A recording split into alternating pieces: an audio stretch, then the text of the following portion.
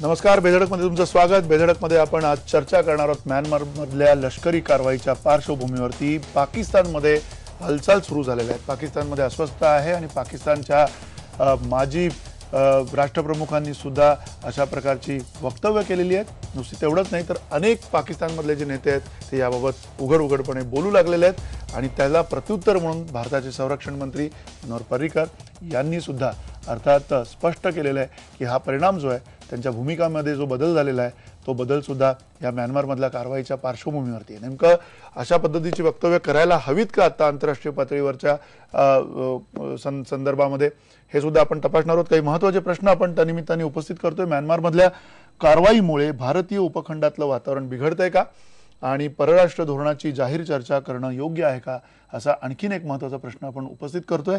म्यानमारमधल्या लष्करी कारवाईची पाकिस्ताननं धास्ती घेतली आहे का, हे सुद्धा त्यानिमित्तानं आपण तपासतोय. नेहमीप्रमाणे मान्यवर आहेत, दिग्गज आहेत या कार्यक्रमामध्ये त्यांची मतं आपल्यासमोर मांडायला.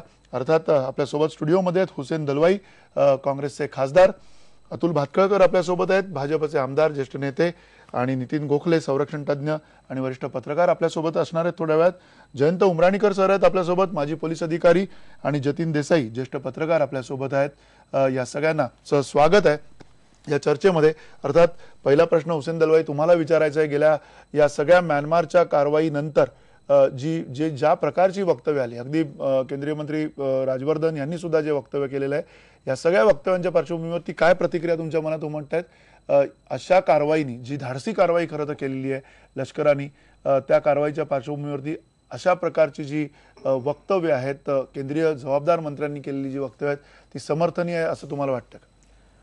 या सगळ्या प्रकरणामध्ये दोन गोष्टी प्रकर्षाने जाणवतात आणि त्या संबंधात आपण अधिक सेन्सिटिव्हली चर्चा केली पाहिजे. हा सगळाच प्रश्न फार संवेदनशील आहे आणि परराष्ट्र धोरणामध्ये एक आपण लक्षात घेतलं पाहिजे की मुत्सद्देगिरी ही सगळ्यात महत्त्वाची असते. हे प्रश्न मिलिटरीच्या अनुषंगानं नाही तर मुत्सद्देगिरीच्या अनुषंगानं सोडवायचे असतात आणि त्याच्यात ज्या प्रकारे वक्तव्य होतात, विशेषतः पर्रिकरांचं वक्तव्य किंवा राजवर्धनांचं वक्तव्य, ही वक्तव्य ही अनाठायी आहेत, चुकीची आहेत आणि मला असं वाटतं मंत्र्यांनी या पद्धतीचं बोलणं हे बरोबर नाही. म्हणजे मोदी बोलले का, हे बोलले, राजनाथजी बोलले का, परराष्ट्र मंत्री बोलले का, ते बोलले नाहीत. हे जे बोलले हे ह्यांनी बोलू नये असं मला स्वतःला वाटतं. पण त्यांच्या पक्षाची काय धोरण आहे या संबंधात मला माहिती नाही. एक तर या आधीही अशा रीतीच्या कारवाया झालेल्या आहेत, परंतु आपण स्वतःच म्हणायचं आम्ही त्यांच्या टेरिटरीमध्ये घुसलो. त्याने म्हणजे म्यानमारने लगेचच म्हटलेलं आहे आमच्या बॉर्डरवर ही चकमक झाली, ही चकमक आमच्या भूमीमध्ये कशी होईल, आमच्या भूमीमध्ये झाली असती तर आम्ही त्याला उत्तर दिलं असतं. कारण म्यानमार छोटा देश आहे, परंतु हे त्यांना बोलावं लागलं, हे चांगली गोष्ट आहे. म्हणजे म्यानमारला बरोबर घेऊन या संबंधातले प्रश्न सोडवले पाहिजेत. त्यांच्याशी खरं म्हणजे ही कारवाई होण्याच्या अगोदर म्यानमारशी चर्चा झालेली होती, त्यांना त्याची कल्पना दिली गेलेली होती. मग या नंतर काहीतरी त्याची फुशारकी जी मारली गेली किंवा छाती बडवून घेतली गेली, नाही आम्हीच फार मोठे देशभक्त आहोत असं जे केलं गेलं हे एकंदर ह्याला शोभेसारखं नाही. दुसऱ्या बाजूला पाकिस्तानलाही असेच आम्ही धडे देऊ, बोलण्याची गरज नसते. असं आहे, जेव्हा बॉर्डर क्रॉस करून आपल्याकडे या तऱ्हेने दहशतवादी येतात त्यांना ठेचलंच पाहिजे, प्रश्नच नाही. आणि कधीतरी तुम्हाला थोडीशी बॉर्डरही क्रॉस करावी लागते, परंतु या संबंधातली चर्चा अशी करायची नसते. आणि ती चर्चा तुम्ही करायला लागलं मग सार्क आणि अमुक तमुक आम्ही शेजाऱ्यांशी संबंध आमचे चांगले आणि कुठे ना कुठेतरी आपल्याला विकासाची वाटचाल करायची आहे असं म्हणायचं. दुसऱ्या बाजूला हे सगळं करायचं, त्याच्यातून अनेक प्रश्न आपण निर्माण करतो, याचं भान स्वतः सरकारने ठेवणं अतिशय आवश्यक आहे. असं आहे, इंदिराजींनी ज्या वेळेला बांगलादेशची कारवाई केली त्यावेळेला जगाला हेच दाखवलं की आम्हाला नको युद्ध, पाकिस्तान आमच्यावर लादतंय, आम्हाला नाईलाजाने तिथे जावं लागलं, गेल्यानंतर सुद्धा नाईलाजाने जावं लागलं असं सातत्यानं बोलत राहिलं. हे लक्षात आपण घेतलं पाहिजे. कारण त्यांनी असं सांगितलं नाही बघा आम्ही काय केलं, असंच कसं बोलायचंच नसतं. बोलण्याची भाषा वेगळी असते, कारवाई वेगळी असते. या संबंधामध्ये उमराणीकर अधिक चांगल्या रीतीने बोलतील कारण त्या क्षेत्रामध्ये मधले ते आहेत. परंतु मला स्वतःला वाटतं पर्रिकर हे स्वतः डिफेन्स मिनिस्टर आहेत, त्यांनी या तऱ्हेचं वक्तव्य कारवाई करावं. राजवर्धनला शेवटी मी असं ऐकलं की काही लोकांनी रोखलं, त्याला थोडंसं चापलंही, ते चांगलं झालं. पण मला असं वाटतं की सरकार चालवताना या तऱ्हेचं मॅच्युरिटी न दाखवणं हे बरोबर नाही. ह्या सगळ्या प्रश्नामध्ये मॅच्युरिटी फार आवश्यक आहे. तुम्ही म्हणताय की प्रगल्भता आवश्यक आहे. ही प्रगल्भता का दाखवली जात नाहीये किंवा जातीये हे आपण खरं तर अतुल भातखळकरांकडनं समजून घेऊया. पण त्यापूर्वी पुन्हा जतीन देसाई तुम्हाला विचारायचं आहे की ज्या पद्धतीनं हा विषय सुरू झालाय, म्यानमारची घटना घडली, म्यानमारच्या घटनेनंतर आपण प्रत्युत्तर दिलं आणि त्यानंतर जी वक्तव्य आली मंत्र्यांकडनं भारतातल्या आणि भारतातल्या माध्यमांकडून सुद्धा ज्या प्रतिक्रिया आल्या, त्याच्या पार्श्वभूमीवरती पाकिस्तानमध्ये आता बऱ्याच हालचाली सुरू झालेल्या आहेत. तुम्हाला असं वाटतंय का की उपखंडातली शांतता या प्रकारांनी बिघडेल किंवा त्याच्यातला जो समतोल आहे तो ढासळतोय, अशा प्रकारची एवढी गंभीर परिस्थिती आहे असं तुम्हाला वाटतंय का? नाही, निश्चितच मला असं वाटतं की दोन्ही देशाकडनं म्हणजे भारताकडनं आणि पाकिस्तानकडनं म्हणजे त्यातल्या सुरुवात जी आहे भारताकडनं झाली. आणि आपण लक्षात घेतलं पाहिजे की म्यानमारच्या आधी देखील की बांगलादेशमध्ये शेवटची जो काही जाहीर कार्यक्रम नरेंद्र मोदींचा होता, त्या ठिकाणी त्यांनी पाकिस्तानचा ज्या स्वरूपानं उल्लेख केला तिकडनं याची सुरुवात झाली. परंतु एकूण नवीन सरकारचं परराष्ट्र धोरणाचा जर आपण विचार केला तर कशा स्वरूपानं आपण बॅकफूटवर जात आहोत आपण लक्षात घेतला पाहिजे. की नेपाळमध्ये भूकंप झाला आणि नेपाळमध्ये भूकंप झाल्यानंतर तातडीनं भारताने त्यांना खूप मोठ्या प्रमाणात मदत केली आणि अत्यंत चांगल्या पद्धतीनं आपण त्यात पुढे राहिलो. पण नेपाळमध्ये भारताच्या विरोधात वातावरण निर्माण झाले आपण लक्षात घ्या. शेवटी भारताला तिकडनं आपले जे काही रिलीफचं जे काही काम होतं त्यांना माघार घ्यावी लागली. त्याला कारण अशा स्वरूपाचं होतं की कुठेतरी अशा स्वरूपानं प्रोजेक्शन केलं गेलं की नेपाळमध्ये जे काही रिलीफचं जे काही काम चाललंय ते आम्हीच करत आहोत. मला असं वाटतं की या सरकारचं जे काही धोरण आहे की जे काय आहे ते आम्हीच करतोय, यापूर्वी अशा स्वरूपानं कधी झालं नाही. मग बांगलादेशच्या संदर्भात जर आपण पाहिलं तर नरेंद्र मोदींनी ढाकामध्ये म्हणजे पाकिस्तानच्या 90,000 सैन्यांचा उल्लेख केला, पण मुद्दामून त्या ठिकाणी इंदिरा गांधींचा उल्लेख केला नाही. आपण लक्षात घ्या या सगळ्या गोष्टी. परत त्या ठिकाणी त्याने उल्लेख केला शेख हसीनाचा, परत एक महिला असून म्हणजे माइंडसेट जे आहे ते माइंडसेट अशा स्वरूपानं की पुरुषी माइंडसेट. आणि त्यानंतर म्यानमार झालं. म्यानमारमध्ये जे काय झालं आपण लक्षात घेतलं पाहिजे की 2010 साली भारत सरकार आणि म्यानमार या दोघांमध्ये करार झालेला आणि त्या कराराच्या अनुषंगानं यावेळेस कारवाई करणं भारताला सोपं झालं आणि निश्चितच त्याला म्यानमार सरकारकडनं देखील आपण पूर्व परवानगी घेतलेली. परंतु त्यानंतर ज्या स्वरूपानं भारताकडे एक वातावरण निर्माण केलं गेलं की अशा स्वरूपानं पहिल्यांदाच कारवाई करण्यात आली जी वस्तुस्थिती नाही. आणि ज्या स्वरूपानं राज्यवर्धन राठोडची जी काही प्रेस कॉन्फरन्स झाली, ज्या स्वरूपानं त्यांनी मीडियाला या स्वरूपानं सांगितलं, त्यातनं निश्चितच म्यानमारमध्ये सरकारच्या विरोधात कुठेतरी वातावरण निर्माण झालं की म्यानमार सरकारने आपल्या भूमीचा आपल्या जमिनीचा उपयोग भारताला कशा स्वरूपानं करून दिला. आणि म्हणून म्यानमार सरकारला सांगावं लागलं की ही जी काही कारवाई झाली ती आमच्या भूमीत झाली नाही, अशा स्वरूपात त्याला सांगावं लागलं. म्हणजे अडचण निर्माण झाली, एक प्रकारची अडचण निर्माण झाली की अशा. आणि राज्यवर्धन राठोडच्या लगेच त्यानंतर पाकिस्तानचे गृहमंत्री जे आहे चौधरी निसारने लगेच म्हटलं की भारताने लक्षात घेतलं पाहिजे की पाकिस्तान हे म्यानमार नाही. आणि त्यानंतर मुशर्रफांचं स्टेटमेंट किंवा पाकिस्तानच्या दोन्ही सभागृह नॅशनल असेंब्ली आणि सेनेट या दोन्ही ठिकाणी ज्या स्वरूपानं प्रस्ताव मांडण्यात आला, प्रस्ताव ज्या स्वरूपानं पारित झाला, मला असं वाटतं की एक आपण लक्षात घेतलं पाहिजे की पाकिस्तानमध्ये अशा स्वरूपानं आपण घोषणा करून स्टेटमेंट करून पाकिस्तानमधल्या लोकांना भारत विरोधी करण्यासाठी आपण मदत करत आहोत हे आपण लक्षात घेतलं पाहिजे. म्हणून आंतरराष्ट्रीय स्तरावर तुमची मुत्सद्देगिरी काय असली पाहिजे की तुमचे जे काही विरोधी जे काही देश आहेत ज्यांच्याशी तुमची मैत्रीण आहे तिकडचे लोक जे आहेत ते तुमच्या सोबत कशा स्वरूपानं राहतील, तिकडच्या विरोधी जे काही फोर्सेस आहेत त्यांना कशा स्वरूपानं त्यांना कमजोर करण्यात येईल, ह्या डिप्लोमॅसी याला म्हणतात. याला सोडून म्हणजे तिकडच्या सगळ्यांना आपल्या विरोधात करणं हे जे आहे हे डिप्लोमॅसी नाही. हे अत्यंत ज्याला म्हणतो की चाइल्डिशनेस अशा स्वरूपात आहे. ठीक आहे, आपण या सगळ्यांची उत्तरं अतुल भातखळकर यांच्याकडनं घेऊयात, पण त्यापूर्वी पुन्हा जयंत उमराणीकर तुम्हाला एक याच अनुषंगाने प्रश्न विचारायचा आहे. म्यानमारमधली जी कारवाई झाली लष्कराच्या बरोबरीनं भारतीय सिक्युरिटी एजन्सी जी आहे, national security agency Ajit Doval यांनी सुद्धा त्याच्यामधला खूप महत्वाचा वाटा उचलला. त्यासाठी ते बांगलादेशला सुद्धा गेले नाहीत पंतप्रधानांबरोबर. ही सगळी ज्या वेळेला चर्चा आपल्याकडे होते त्यावेळेला तुम्हाला असं वाटतं का की कुठेतरी आपण ही जास्त उघड चर्चा करू लागलोय गेल्या काही काळामध्ये? त्याच्यात माध्यमं असतील, त्याच्यामध्ये कदाचित सरकार असेल, किंवा अशी चर्चा केल्यामुळे खरं तर काही फायदे येणाऱ्या काळामध्ये आपल्याला होतील असं तुम्हाला वाटतंय का? नाही, माझं या बाबतीमध्ये थोडं वेगळं मत आहे. मला असं सांगायचंय की कधी कधी दोन सरकारांना एकमेकाला सिग्नलिंग करावं लागतं आणि आपण जी विधानं केलेली आहेत त्याचं जर शांतपणे अनालिसिस केलं तर असं लक्षात येतं की आधी आपले संरक्षण मंत्री म्हणाले की टेररिस्टचा मुकाबला करायचा असेल तर टेररिस्टचा सुद्धा वापर करावा लागतो.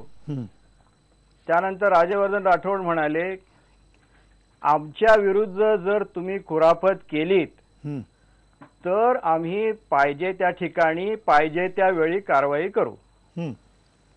आता अशा वेळेला याची रिॲक्शन म्हणून पाकिस्तानने असं म्हणायचं की आमच्यावर हल्ला कराल तर खबरदार. याला मराठीमध्ये चोराच्या मनात चांदणं किंवा हिंदीमध्ये चोर की दाढी में तिनका म्हणतात. आपण स्पेसिफिक पाकिस्तानबद्दल असं काहीच बोललेलो नव्हतो. मग त्यांना असं भीती वाटायचं कारण काय की भारत त्यांच्यावर हल्ला करेल. याचा अर्थ त्यांच्या मनामध्ये काहीतरी किंतु आहे आणि दोन राष्ट्रांमध्ये अशा प्रकारचं सिग्नलिंग चालतं आणि एका दृष्टीनं हे सिग्नलिंग असणं आवश्यक आहे. कारण दुसऱ्या राष्ट्राला हे समजायला पाहिजे की जर एखाद्या धोरणामध्ये बदल झालेला असेल तर तो बदल काय झालेला आहे हे जोपर्यंत कोणी वाच्यता करत नाही तोपर्यंत त्यांच्या लक्षात येणार नाही. आणि आपण याची पार्श्वभूमी जी कन्सिडर करतोय त्याच्यामध्ये एक महत्वाचा मुद्दा राहून गेला तो हा की जनरल शरीफ काही दिवसांपूर्वी म्हणाले की काश्मीर हा पार्टिशनचा अनफिनिश्ड अजेंडा आहे. अशा प्रकारे तुम्हाला जेव्हा प्रोव्होकेशन मिळतं तेव्हा पाकिस्तानकडनं असं संकेत जातोय की आम्हाला जे काश्मीरमध्ये कुरापती करायच्या ते आम्ही चालू ठेवणार कारण तो अनफिनिश्ड अजेंडा आहे. मग याच्यावर जर आपण असं सिग्नलिंग केलं की बाबा तुम्ही जर आमची कुरापत काढाल तर त्याचा मुकाबला आम्ही आम्हाला पाहिजे तेव्हा आणि पाहिजे त्या ठिकाणी करू. बरोबर. तर याच्यामध्ये मला काही विशेष गैर वाटत नाही. नक्की. आणि विशेषतः त्याच्यामध्ये आपल्याला हे लक्षात घ्यायला पाहिजे की म्यानमारमध्ये जे झालं त्याला आपण हॉट परसूट म्हणतो. पण आपण जे म्हटलंय ते हे आहे की आम्हाला पाहिजे तिथे आणि पाहिजे तेव्हा. याचा अर्थ आम्ही हॉट परसूट करू असं नाही, कारण हॉट परसूट पाकिस्तान विरुद्ध करणं हा वेडेपणा ठरेल. त्यांच्या 6 कॅन्टोन्मेंट्स तुमच्याकडे नजर ठेवून आहेत. अशा परिस्थितीमध्ये नको तिथे आपण साहस करू असं मला वाटत नाही. परंतु एखाद्या राष्ट्राला त्यांनी आपल्याला त्रास दिला म्हणून जर धडा शिकवायचा असेल तर त्याचे अनेक मार्ग असतात. त्यापैकी काय मार्ग अनुसरायचा, केव्हा अनुसरायचा आणि कुठे अनुसरायचा हे आपण ठरवू. असं आपण डिक्लेअर केलं तर याच्यामध्ये तिथे सगळ्यांना आग लागायचं कारण नाही. अच्छा, नक्की नक्की. आणि खरोखर तुम्ही जर पाकिस्तानचा जर प्रेस तपासून पाहिला तर त्यांच्याकडे जे सर्वसाधारण चांगले समजणारे जे पत्रकार आहेत त्याच्यापैकी एक अयाज अमीर आहे आणि दुसरा आय रहमान आहे. या दोघांनीही जी आर्टिकल्स लिहिलेली आहेत त्याच्यामध्ये त्यांनी सल्ला पाकिस्तानला हा दिलाय की अशा गोष्टींना तुम्ही रिॲक्ट करू नका. आपल्याकडे होणाऱ्या प्रत्येक गोष्टीसाठी RAW ला दोष देऊ नका. तुम्ही स्वतः बळकट राहा आणि तुम्ही दहशतवादाचा मुकाबला कसा करताय हे जगाला सिद्ध करून दाखवा. म्हणजे तिथे सुद्धा सेन्सिबल लोक आहेत, नाही असं नाही. नक्की नक्की. आणि आपल्याला सतत बॅकफूटवर राहून आणि आपणच चूक करतो आहे अशी बोलायची एक आपल्यामध्ये फार मोठी प्रवृत्ती आहे. अच्छा. एखादी गोष्ट आपण चांगल्या पद्धतीने केली तर ती आपण चांगल्या पद्धतीने केली आहे, सांगण्यामध्ये काही गैर नाहीये. ठीक आहे, आपण एक सर उमराणीकर सर तुमच्याकडे येतो. आणखीन एका मुद्द्यावरती आपण पहिल्या सगळ्या मान्यवरांची आधी बोलून घेऊया, ज्याच्यामध्ये अतुल भातखळकर आपल्या सोबत आता आहेत आणि खरं तर त्यांच्याकडनं ही सगळी भूमिका आपल्याला जाणून घ्यायची. तुमचा जो मुद्दा होता ज्याच्यामध्ये यात गैर काही नाही असं तुम्ही म्हणताय, अतुल भातखळकर, तुम्हाला किमान या सगळ्या फोरमवरती, या सगळ्या डिबेट फोरमवरती तुम्हाला आता एक तुमचे कोणतरी साथीदार आहेत या विचारांनी किमान ही ऍक्शन जी घेतलेली आहे त्याला पाठिंबा ते देत आहेत आणि त्यांनी या सगळ्या गोष्टी खूप जवळून बघितलेल्या आहेत. पण याहीपेक्षा महत्त्वाचा मुद्दा जो हुसेन दलवाईंनी उपस्थित केला की तुम्ही मुत्सद्देगिरी जी दाखवायला पाहिजे ती दाखवण्यामध्ये कमी पडताय आणि हे उघड असं बोलणं हे योग्य नाही. तुमचं काय मत आहे? नाही, मुळात मध्येच उमराणीकर जे बोलले ते अत्यंत योग्य अशा पद्धतीने बोलले आणि यात गैर असण्याचा मुद्दा नाही. भारताने जे काही गेलं या संदर्भात केलेलं आहे आणि भारताने जी काही भूमिका मांडलेली आहे ती गैर तर सोडाच, ती अत्यंत योग्य आणि सशक्त अशा प्रकारची भूमिका आहे.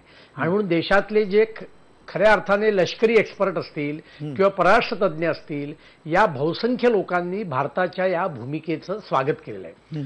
हुसेन दलवाईंनी याला विरोध करणं हे अत्यंत स्वाभाविक आहे, त्यात काही नवीन काहीच नाही आहे. आणि जतीन देसाईंनी जी काही मळमळ व्यक्त केली की त्यांनी नेपाळ आणि बांगलादेश सुद्धा याच्याशी जोडलं, जे पूर्णतः चुकीचं होतं. म्हणजे नेपाळचं उदाहरण तर इतकं हास्यास्पद आहे की त्या ठिकाणी केवळ भारत नाही तर जगातल्या सर्व देशाच्या रिलीफ वर्कर्सना त्यांनी परत पाठवलं, त्यात भारताचा काही संबंध नव्हता. नेपाळमधले ट्विटरेट जे नाराज होते ते भारत सरकारवर नाराज नव्हते, तर या देशातल्या इलेक्ट्रॉनिक मीडियाने नेपाळ सेंट्रिक जास्ती बातम्या दाखवल्या याच्याविषयी ते नाराज होते. आणि जतीन देसाई कदाचित सांगायला विसरले असतील की त्यांना माहीत नसेल की आजच नेपाळच्या प्रधानमंत्र्यांचं स्टेटमेंट आलंय की नेपाळमध्ये आता मदतीकरता जे डोनर सुमित होणार आहे, त्यांच्या देणगीदारांचं जे ते संमेलन भरवणार आहेत, त्याला या देशाच्या प्रधानमंत्र्यांनी यावं अशी जाहीर इच्छा त्यांनी व्यक्त केली आहे. ते आले तर आम्हाला अधिक हौसला आमचा बुलंद होईल. त्यामुळे नेपाळ आपल्यावर नाराज आहे, हे इतकं धादांत खोटं आहे. आणि अशाच खोट्या पद्धतीची अनेक विधानं जतीन देसाईंनी या संदर्भात केली आहेत. त्यामुळे त्यांच्या विशेषणाला काडीतकीही किंमत द्यायची आवश्यकता नाही. मुळामध्ये असं आहे, 6 महिन्यामध्ये कोस्टल गार्डच्या बोटींनी 2 पाकिस्तानी बोटींना जलसमाधी समुद्रामध्ये 150 किलोमीटरवर दिली. क्रॉस बॉर्डर फायरिंग जेव्हा जेव्हा होतंय त्याला ताबडतोब रिटॅलिएट केलं जातं.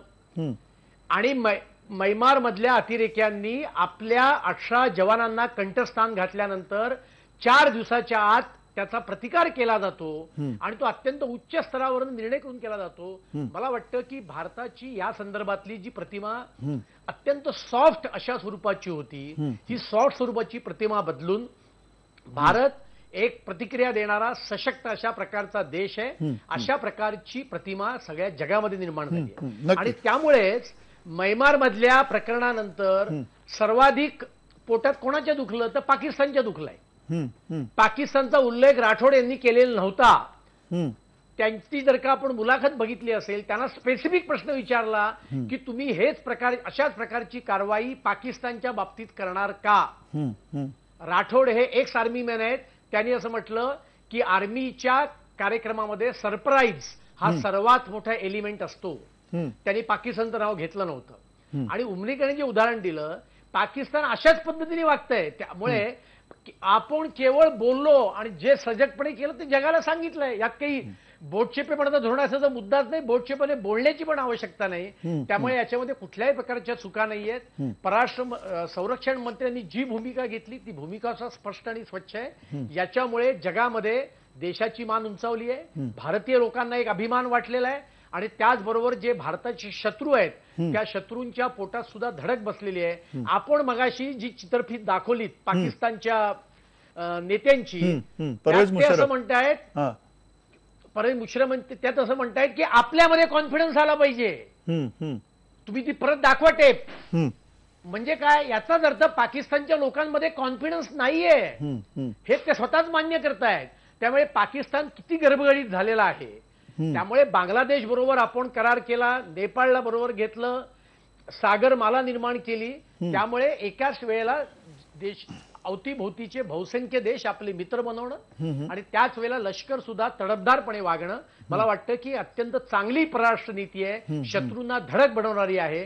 पण आता शत्रूला धडक भरली तर या देशातल्या काही तथाकथित विचारवंतांच्या पोटात मळमळ होते, त्याला आमचा नाईलाज आहे आणि भारतीय जनतेचा पण नाईलाज आहे. ठीक आहे, तुम्ही तुमचा नाईलाज आहे म्हणताय, भारतीय जनतेचा आहे की नाही तेही आपण तपासूया आणि या सगळ्या मान्यवरांशी आपण बोलूया. आपल्यासोबत ब्रेक नंतर सहभागी होणार आहेत नितीन गोखले, जे संरक्षण तज्ज्ञ आहेत, वरिष्ठ पत्रकार आहेत, आणि अर्थात सगळ्यांची ही भावना आहे का, सार्वत्रिक भावना आहे का, आणि जगभरामध्ये या सगळ्या कारवाईमुळे म्यानमारमधल्या भारताची मान जी आहे ती उंचावली आहे का, प्रतिमा उंचावली आहे का, हे सुद्धा आपण तपासणार होते का ब्रेक नंतर.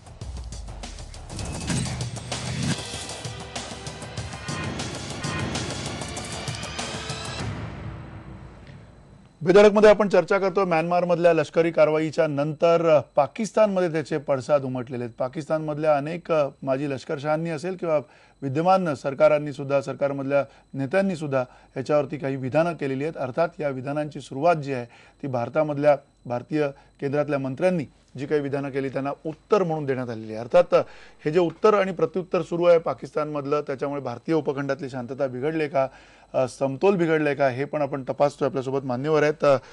जो त्यापूर्वी खरं तर काही प्रतिक्रिया आपण बघूयात, खास करून आपल्या प्रेक्षकांच्या. नितीन भोंडवे म्हणतायत, उलट भारत एक शक्तिशाली देश आहे हे शेजारील देशांना कळलं आहे. प्रदीप रोकडे म्हणतायत, मोदी सगळ्याच देशांशी चांगले संबंध निर्माण करतायत, त्यामुळेच पाकिस्तान बिथरलाय. दोंडप्पा नंदे म्हणतायत, आता पाकव्याप्त काश्मीरमधले अड्डे असेच उद्ध्वस्त करून टाकण्याची वेळ आलेली आहे. अजय पाटील म्हणतायत, उपखंडातलं वातावरण बिघडलंय, पण या कारवाईनंतर हे लक्षात घ्यायला हवं की इतर देशही आपल्यापेक्षा कमी नाहीत.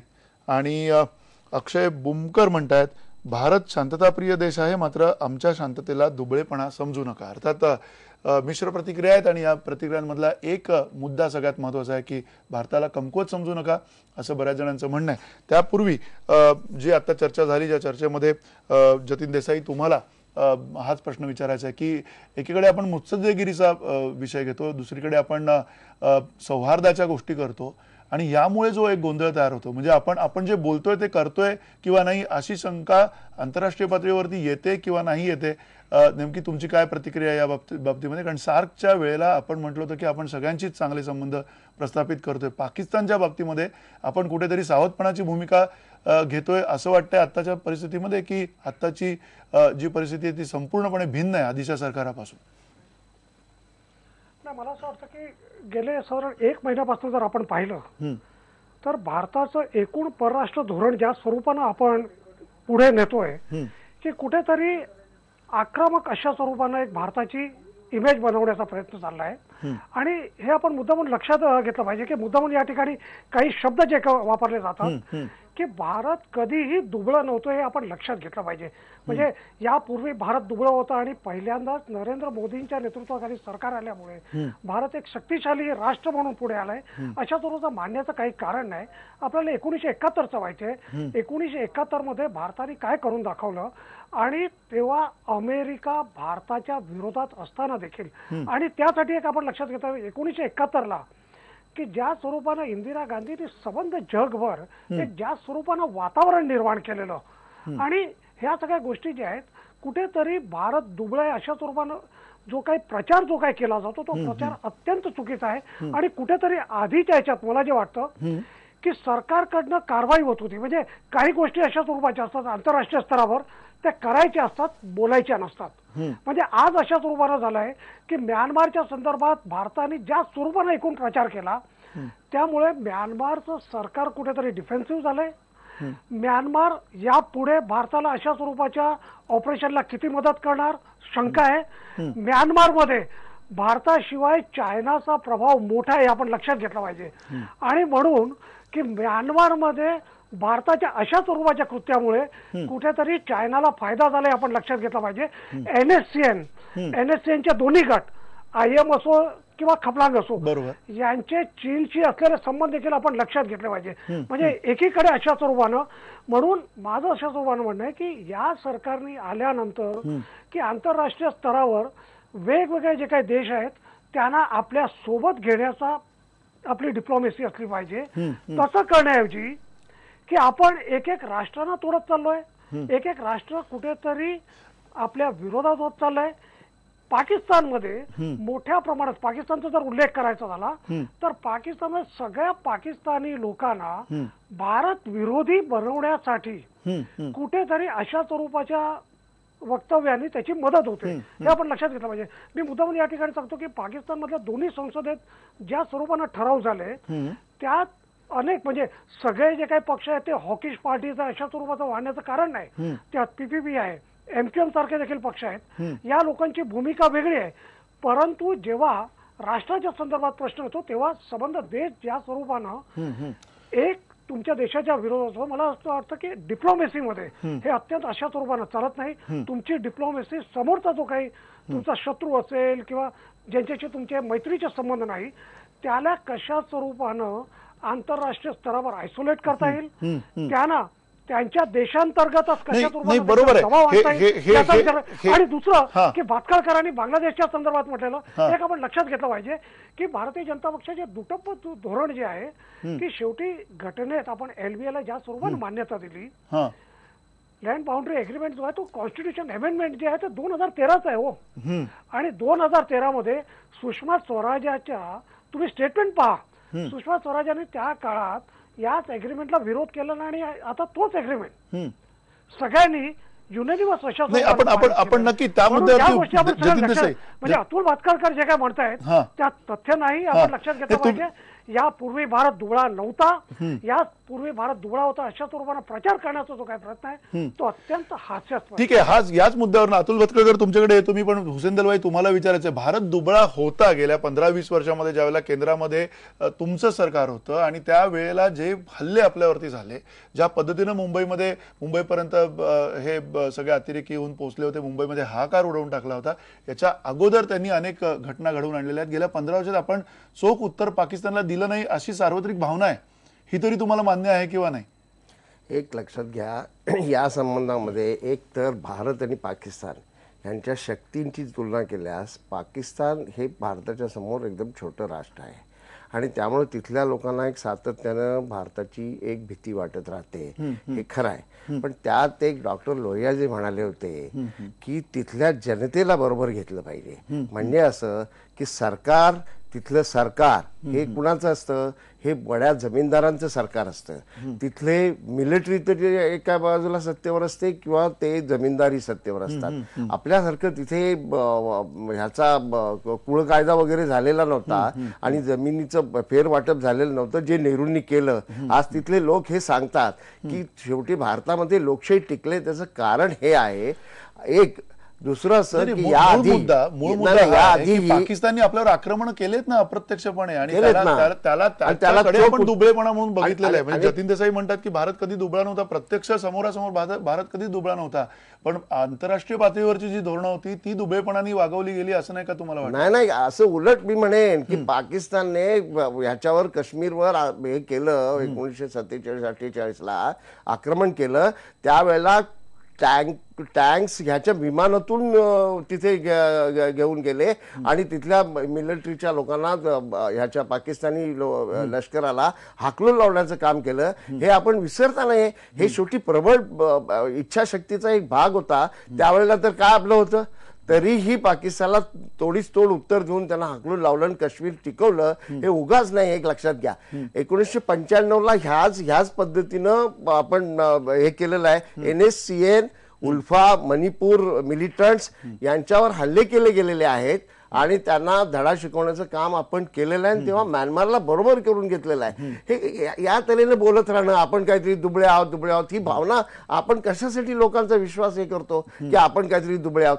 शहाणपणाने वागणं म्हणजे दुबळेपणा आहे असं मला वाटत नाही. हे आपण एक लक्षात घेतलं पाहिजे. त्याच्यात एक गोष्ट मी यांना विचारेन, उमरीकरांना, ती म्हणजे 18 लोक इथे हे होतात, मृत्युमुखी पडतात. म्हणजे मिलिटरीचा वरचा जो हा आहे अधिकारी वर्ग आहे त्याची काहीच याच्यात जबाबदारी नाही. मला बोलू दे, एक मिनिट मला बोलू दे. भूसुरुंग पेरलेले असतात, त्यावेळेला कुणी किती लोकांनी कसं जावं याचे काही नियम आहेत. एकदम 18 लोकांच्यावर एकदम 18 लोक मारतात. आपण एक मिनिट नितीन गोखले आपल्यासोबत नितीन गोखले, काय थोडीशी चर्चा पुढे गेली आम्ही तुमच्याशी बोलताना, सगळ्यात महत्वाचा जो मुद्दा हाच आहे की म्यानमारच्या या सगळ्या कारवाईनंतर भारतीय उपखंडातली जी काही समतोल आहे तो बिघडलाय का हे आपण बोलत होतो. त्याही पेक्षा महत्वाचं म्हणजे आता पाकिस्तानची जी पोटदुखी आहे ती ह्या म्यानमारच्या कारवाईमुळे आहे की आणखीन त्याला वेगळी कारण आहेत असं तुम्हाला वाटतं? पाकिस्तानचा जो स्वतःचा एक त्यांचा जो नजरिया ज्याला म्हणतात की त्यांना स्वतःलाच दोषी वाटतं. कारण भारताने काय केलं की अतिरेकी उग्रवाद्यांच्या विरुद्ध एक कारवाई केली आणि त्या कारवाईमध्ये जेव्हा काही त्यांना एक यश मिळालं त्याच्यानंतर आपल्या मंत्र्यांनी एक दोन वक्तव्य केले, त्याच्यावरती पाकिस्तानने रिॲक्ट करणं मला वाटतं की अतिशयोक्ती आहे. कारण त्यांच्या मनात कुठेतरी एक गिल्टी भावना आहे, कारण त्यांच्याकडे उग्रवादी आहेत, आतंकवादी त्यांच्याकडे ते पाळतात आणि त्यांना काश्मीरमध्ये आणि भारतात पाठवतात. म्हणून त्यांना वाटतं की कुठे भारताने असं आपल्या विरुद्ध कारवाई केली तर काय होईल आणि करतील की नाही ही गोष्ट वेगळी आहे. पण त्याच्यावरनं त्यांनी स्वतःवरती दोष घेऊन घेतलाय की भारत असं करेल आणि करू नये, हा मला वाटतं ही अतिशयोक्ती आहे पाकिस्तानची आणि त्याच्या बाबतीत पाकिस्तानला आपण इग्नोर केलं पाहिजे असं मला वाटतं. कारण म्यानमारची जी कारवाई आहे ही एक स्पेसिफिक एक टेम्पलेट आहे जो सगळीकडेच अप्लाय होईल असं नाही. तिथली परिस्थिती आणि एलओसीची परिस्थिती, लाईन ऑफ कंट्रोलची परिस्थिती एकदम पूर्णपणे भिन्न आहेत आणि कोणीही असा विचार करू नये. मंत्र्यांनी जे म्हटलं, वक्तव्य केलं ते कुठलाही राजकीय पक्ष त्याचा एक फायदा घेतो आणि त्या घेण्यात त्याच्यात काही त्यांनी चूक केली असं मला वाटत नाही. कारण तुम्ही बघा अहमदाबादला जेव्हा ओसामा बिन लादेनला मारलं रेड करून अमेरिकेनी, हे आपले प्रेसिडेंट ओबामा त्यांचं रिइलेक्शन त्या ह्याच्यावरती जास्ती झालं त्या यशामुळे. आणि असे बरेच लोक करतात. कार्टर 1980 मधलं इलेक्शन हारले कारण त्यांचा तो जो स्पेशल ऑपरेशन होतं ते चुकीचं ठरलं आणि तिथे यश मिळालं नाही म्हणून ते हारले. त्यामुळे प्रत्येक राजकीय पक्ष ते झाल्यानंतर ते घेतो, त्याचं यशाचं एक आपल्यावर एक हे घेतो, ओनरशिप घेतो. इंदिरा गांधींनी 71 मध्ये नाही केलं, तेव्हा त्यांना सगळ्यांना तेच म्हटलं गेलं की इंदिरा गांधींनी केलं. वाजपेयींना कारगिलमध्ये यश मिळालं म्हणून कारगिलचं त्यांनी त्याचा फायदा घेतला. तर प्रत्येक राजकीय पक्ष हे घेतो. तर मला नाही वाटत याच्यावरती उगीच वायफळ चर्चा करण्यात वेळ घालवण्याचा अर्थ आहे त्याच्यामध्ये काही. ठीक आहे, तुम्ही म्हणता. पण उमराणीकर सर, तुम्हाला असं वाटतं का की जो आता या सगळ्या चर्चेमधला जो सूर आहे की खरं तर एकीकडे म्हणतात की आपण मुत्सद्देगिरीमध्ये कमी पडतोय, आपण एकीकडे म्हणतो की कणखरपणा दाखवलाय आणि त्यामुळे एक प्रकारचा गर्भित इशारा पाकिस्तानला मिळाला आणि तो इशारा त्यांनी घेतल्याचं किमान दिसतंय त्यांच्या ज्या काही स्टेटमेंट्स आहेत तो भीतीतनं घेतलाय की असुरक्षिततेतनं घेतलाय, नेमकं कसं तुम्ही याच्याकडे बघताय?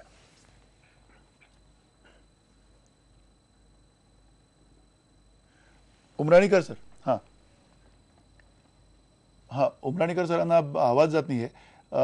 उमराणीकर सर, आवाज तुम्हाला जर येत असेल तर तुम्हाला हाच प्रश्न विचारायचा आहे की त्यांना ऐकू येत नाही. आपण पुन्हा त्यांच्याकडे जाऊया थोड्या वेळामध्ये. पण अतुल भातखळकर, तुम्ही पुन्हा हाच मुद्दा आहे की खरं तर जर कणखरपणा दाखवायचा तर तोही शांतपणे दाखवता येऊ शकतो. एवढी माफक अपेक्षा तुमच्याकडनं हुसेन दलवाई आणि जतीन देसाई करतायत, तेवढी तुम्ही माफक अपेक्षा त्यांची पूर्ण कराल का?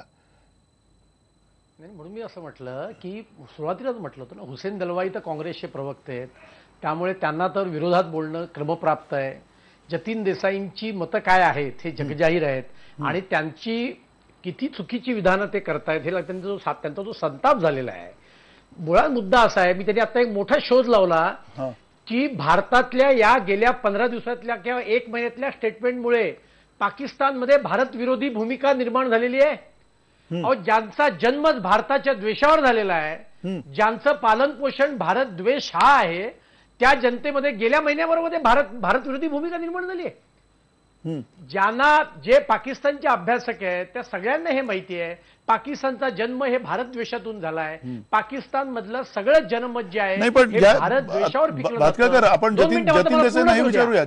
नाही, तुम्ही जे म्हणताय की पाकिस्तान मधली सगळी माणसं भारताचा द्वेष करतायत. हा, नाही, पण सगळी माणसं पाकिस्तान मधली जी भारताचा द्वेष करतायत हे आता असं आहे. कोण म्हणते? नाही, तुम्ही म्हणताय ना पाकिस्तानामधली सगळी माणसं द्वेष करण्यातच त्यांचा जन्म झालेला आहे असं तुम्ही म्हणताय. पाकिस्तानची निर्मिती कुठल्या मुद्द्यावर झाली आहे? नाही, पाकिस्तानची निर्मिती झाली त्यानंतरच्या काळातली आत्ताची जी माणसं आहेत. फणसे 2 मिनिटं त्यांनी एक सोडून 4 युद्ध केली.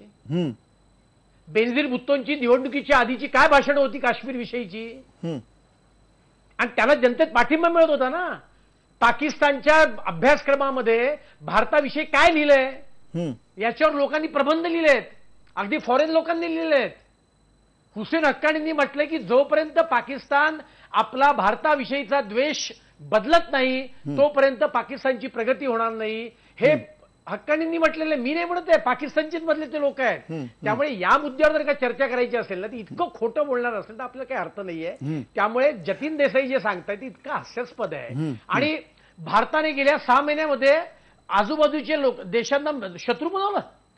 म्हणजे श्रीलंका तुमचा मित्र बनला, बांगलादेश तुमचा मित्र बनला, पाकिस्तान आणि चीन हे कधी भारताचे मित्र होते. ते म्हणतात की आता म्यानमार मधले जे अतिरेकी आहेत, 2 मिनिटं, म्यानमार मधले जे अतिरेकी आहेत त्यांचा चीनशी संबंध आहे. हे काय नवीन आहे का?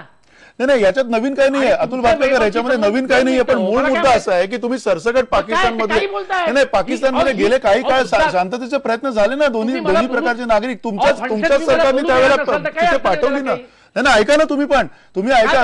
नाही, तुमचे वाजपेयींच्या काळामध्ये तर पाकिस्तानची शांततेचे संबंध करण्याची आपली ही नव्हती का, भूमिका नव्हती का तुमची सुद्धा त्यावेळेला? आता पण आहे तो काही मुद्दा नाहीये. नाही, जतीन देसाई हे असे व्यक्ती आहेत ज्यांनी पाकिस्तानमध्ये अनेक लोकांची त्यांचा सुद्धा संबंध आहे. त्यामुळे जतीन देसाई, तुम्हाला असं वाटतं का की पाकिस्तानमध्ये सार्वत्रिक प्रत्येक माणूस हा भारताचा द्वेष करण्यामध्ये मग्न आहे असं तुम्हाला वाटतंय? आता पाकिस्तान नाही, मी जतीन देसाईंना विचारतोय मी.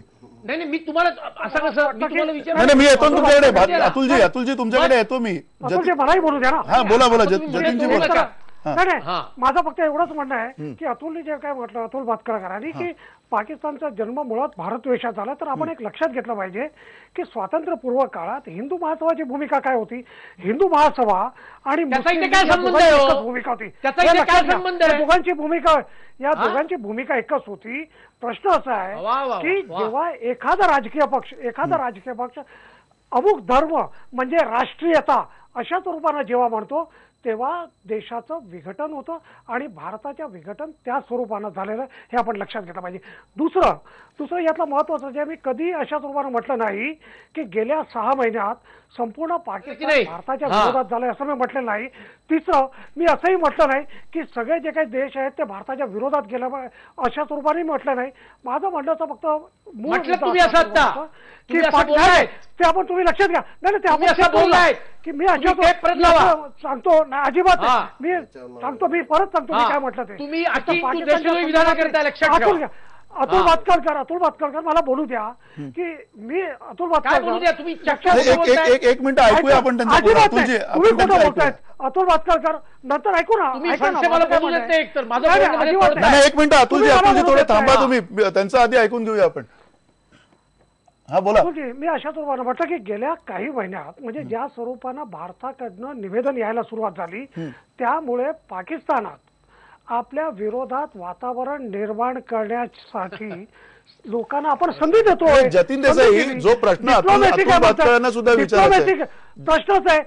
जतीन देसाई, एक सेकंद जतीन देसाई, असते की डिप्लोमॅसीमध्ये तुम्ही तुमची जी काही बाजू आहे तुमच्या बाजूनं लोकांना करा, कमी बोला. नाही, जतीन देसाई, हाच मुद्दा आहे. मुळात प्रश्न, तुम्ही स्वतः अनेक वेळेला पाकिस्तानामध्ये गेलेले आहेत, अनेकांना तुम्ही भेटलायत. सगळे काय पाकिस्तानातले पाकिस्तानी जे आहेत ते काय भारताच्या विरोधात आहेत असं मलाही वैयक्तिक वाटत नाहीये. पण त्याहीपेक्षा एक खूप मोठा वर्ग तिथला या सगळ्या द्वेषामधनं भारताच्या ज्या कारवाया करतोय त्याच्याकडे पण आपण दुर्लक्ष करणार आहोत का? हा मुद्दा आहे ना या सगळ्याच्या अंतिम. मतदार फक्त एकच मुद्दा आहे की पाकिस्तानची गेली जी निवडणूक झाली आपण लक्षात घेतलं पाहिजे की त्यातल्या 5 ज्या काही महत्वाच्या ज्या काही राजकीय पक्ष आहेत, पाकिस्तान मुस्लिम लीग नवाज, PPP, MQM, अवामी नॅशनल पार्टी आणि PTI इम्रान खानची, या 5ही पक्षांनी त्यांच्या मॅनिफेस्टोमध्ये भारताच्या सोबत मैत्रीचा उल्लेख केलेला हे आपण लक्षात घेतलं पाहिजे. म्हणजे उलट असे दोन्हीकडे आज भातखळकर पण हेच म्हणतात की आपण मैत्रीच्या पर्वामध्ये आहोत पाकिस्तान बरोबर. एकीकडे आपण त्यांना धमक्या द्यायच्या, एकीकडे आपण मैत्रीच्या पर्वामध्ये आहोत.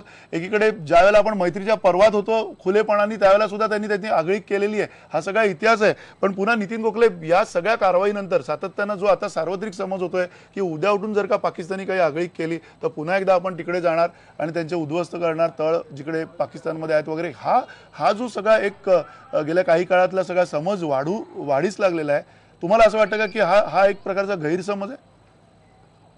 हा गैरसमज आहे. पण मला हे सांगावं असं वाटतं, आता मी ऐकत होतो चर्चा दोन राजकीय पक्षांच्या प्रवक्त्यांची किंवा त्यांच्या रिप्रेझेंटेटिव्हची. मला एक सांगावं असं वाटतं, सगळेजण पाकिस्तान एक्सपर्ट आहेत, मी नाहीये, पण एवढंच आहे की पाकिस्तानच्या कुठल्याही पॉलिटिकल पार्टीने म्हटलं की आम्हाला भारताबरोबर दोस्ती करायची, मैत्री करायची आहे, त्यांना काही अधिकार, म्हणजे त्यांना ते काहीच करू शकत नाही. ते पूर्णपणे इम्पॉर्टंट असतात, कारण तिथला जो कंट्रोल आहे पूर्णपणे तो पाकिस्तानी आर्मीचा आहे, आणि पाकिस्तानी आर्मीचं पूर्ण एक्झिस्टन्स भारत विरोधी आहे. त्यामुळे कितीही ते लोक हातपाय त्यांनी मारले तरी कधी भारताशी मैत्री पाकिस्तान आर्मी करू देणार नाही आणि देत नाहीये. हे लक्षात घेतलं पाहिजे. आपण जेव्हा हे सगळं बोलतो तेव्हा हे फक्त बोलण्यासाठी म्हणून नाहीये. तर ते मला वाटतं हा गैरसमज जरूर आहे की आपण जाऊन तिथे काही कारवाई करू. ती क्षमता आहे, पण कोणी कारवाई करायला जाईल की नाही ते तेव्हा ठरवता येईल, त्यावेळेस जेव्हा जरूर पडली तर. आता हे सांगता येणार नाही. नक्की तुमचा महत्वाचा मुद्दा आहे. उमराणीकर सर, पुन्हा मुत्सद्देगिरीवरती येतो. ज्या पद्धतीनं खरं तर एकीकडे ज्या सगळ्या गुप्तहेर संस्था असतात ती कामं आपापली करत असतात, पण त्याबरोबर जो मुत्सद्देगिरीचा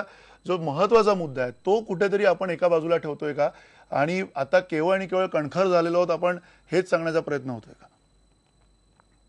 नाही, हे बघा, कणखर होणं हा सुद्धा मुत्सद्देगिरीचाच भाग आहे. कणखर होणं याचा अर्थ मुत्सद्देगिरी कमी झाली असं अजिबात नाही. तुम्ही एक पोश्चर घेतलेला आहे आणि हे तुम्ही शेजारच्या राष्ट्राला समजावून सांगायचा प्रयत्न करताय की आता माझं पोश्चर बदललेलं आहे. याच्यामध्ये मला काही गैर वाटत नाही, पहिली गोष्ट. दुसरी गोष्ट, मी पाकिस्तानला भेटी नाही दिल्या. मी पाकिस्तानमध्ये 4.5 वर्ष काढलेली आहेत, आणि त्यामुळे तिथे त्या लोकांची वृत्ती काय आहे किंवा त्यांच्या सैन्याचा पगडा किती आहे याची मला 100% कल्पना आहे. आपली ही जी गैरसमजूत आहे की गोड गोड बोलल्यामुळे त्या लोकांच्या मनामध्ये परिवर्तन होईल, तर तसं नाहीये. काही लोकांची वृत्ती वेगळ्या प्रकारची असते. त्यांना कणखरपणाने बोललं तरच समजतं की आपल्या शेजारचा जो माणूस आहे तो आता याच्या पुढे आपल्याशी जबाबदारीने वागणार आहे. आतापर्यंतचा आपला अनुभव असा आहे की जे काय आपण लांगुल चालन केलं किंवा बोटचेपेपणा केला आणि त्याला मुत्सद्देगिरीचं नाव दिलं, याच्यामध्ये आता बदल झालेला आहे हे सांगणं अतिशय आवश्यक आहे. मी मगाशी सांगितल्याप्रमाणे प्रत्येक गोष्टीला राष्ट्रांना ग्रेडेड रिस्पॉन्स द्यावा लागतो, आणि आपण ह्या ग्रेड्स त्यांना दाखवून देतोय की तुम्ही जर असं केलं तर तुम्हाला हे भोगावं लागेल. याच्यामध्ये गैर काही नाही, याच्यामध्ये गैर मुत्सद्देगिरी अजिबात नाही.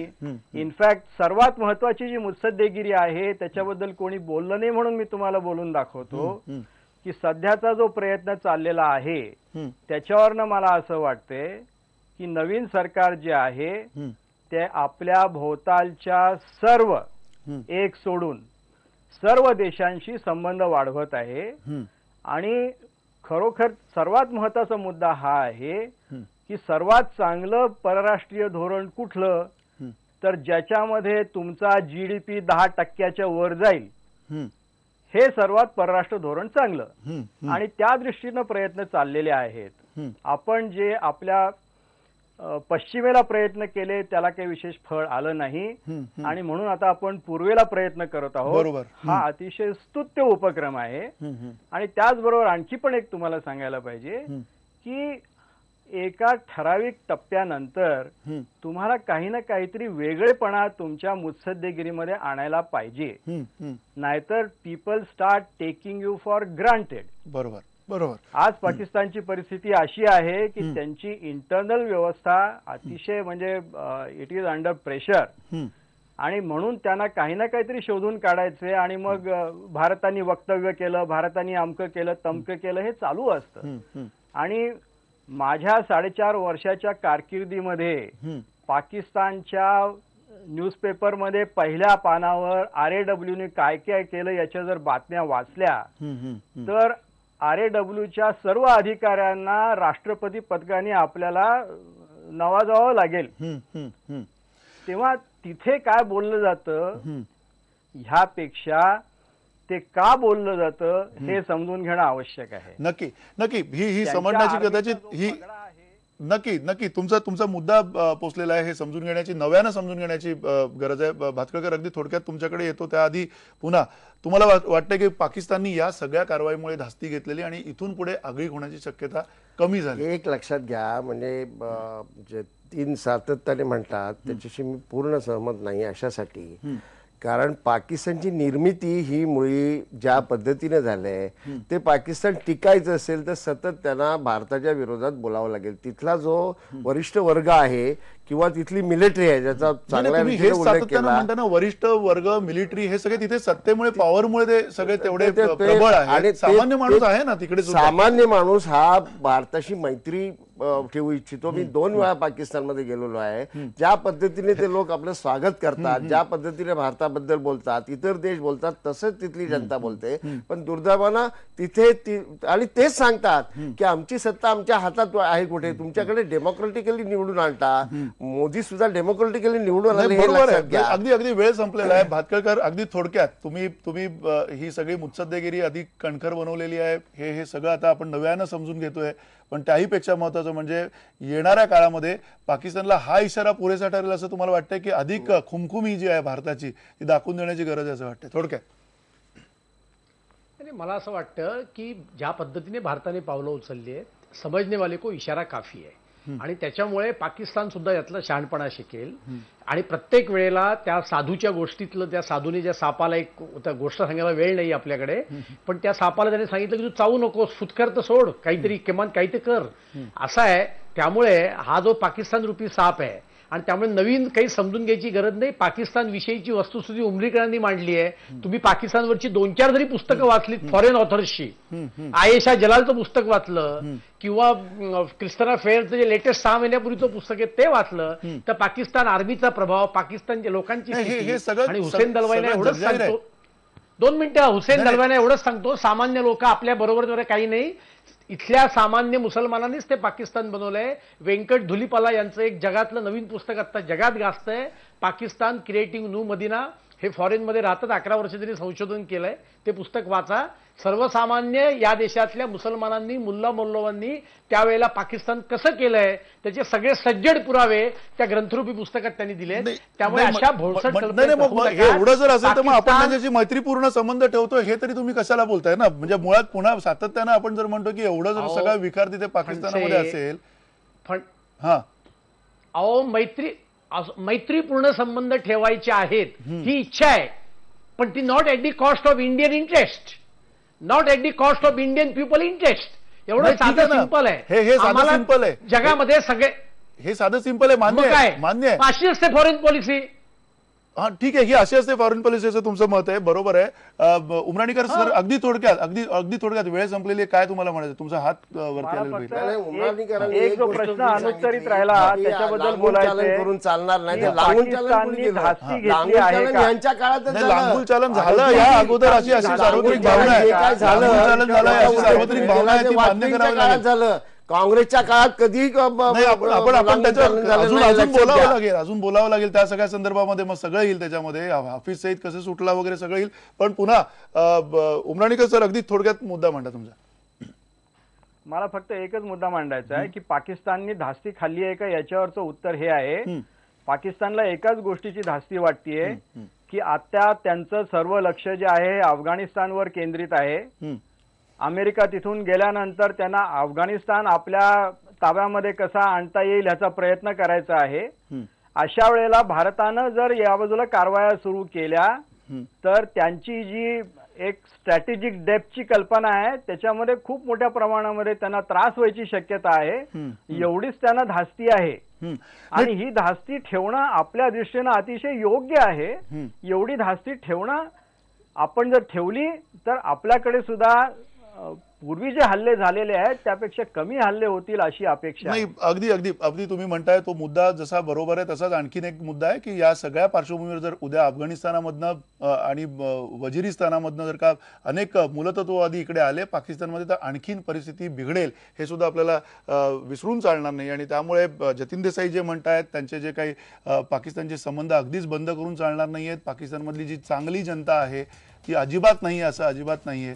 आणि त्यामुळे त्यांचा सुद्धा जो संवाद आहे तो चालू ठेवावा लागणार. आणि या सगळ्या पार्श्वभूमीवरती भारताने युद्धखोरीची खुमखुमी न दाखवता जे काही मुत्सद्देगिरी करायचे ती करायला काही हरकत नाहीये, कणखरपणे करायला सुद्धा काही हरकत नाहीये. धन्यवाद, नमस्कार.